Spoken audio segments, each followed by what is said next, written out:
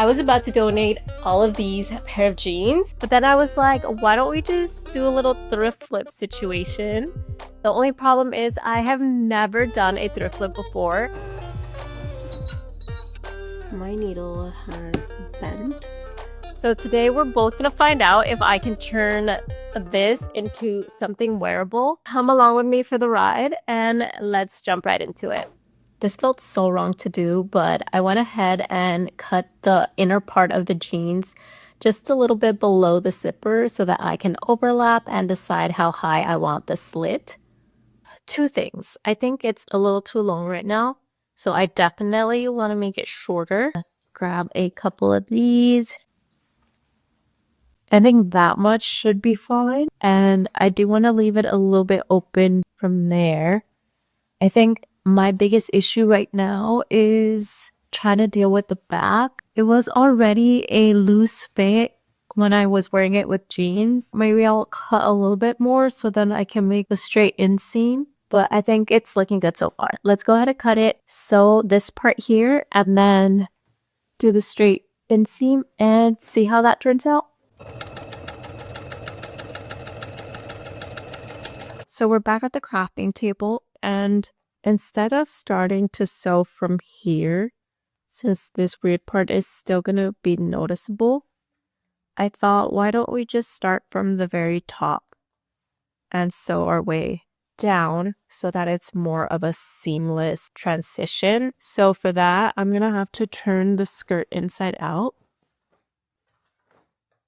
and do a straight stitch going down all the way. And that's gonna hide this line over here. So let's see how all that turns out.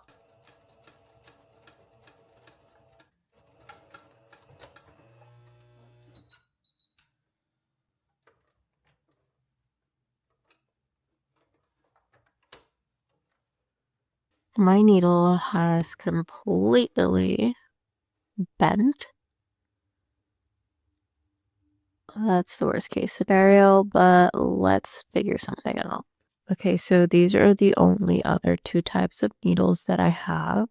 Okay, that was a little bit embarrassing, but it turns out you need a 16/100 needle when working with denim. And the reason makes sense. It's a thicker material, so you need a thicker needle.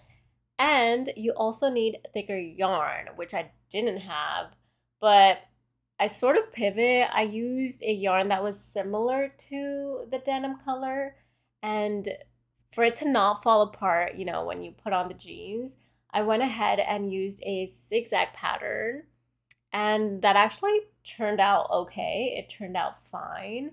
It was pretty sturdy, so if you don't have thicker yarn, just go ahead and do a zigzag pattern. Everything should turn out fine. But we're learning as we go, and let's move on to the next step. I want to know, how do people do this?